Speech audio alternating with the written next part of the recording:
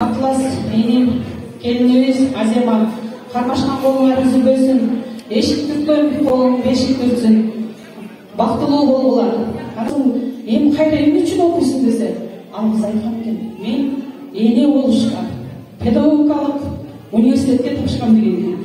Демек, мына башка чет өлкөлөрдү карасак, эне болушка атайын окушат экен 3 жыл, 5 жыл. Ошол сыңарындай мен ушул эне менен келиниме өзүңүздөр билесиздер, бул жерде менин кесиптештеримде отурат. Гапыр Мадаминов агайыбыз бар.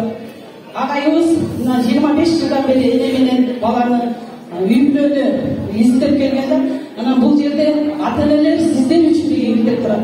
Бала бойго бүткөндөн баштап 25 жашка чыкканга чейин баланы тарбиялаш керек. Мына ушул китепти экөөңөр окуп, буюрса келечекте боло турган балдарыңарды эң жакшы тарбиялайсыңар деп ойлойм. Кел Атлас ушул китепти алып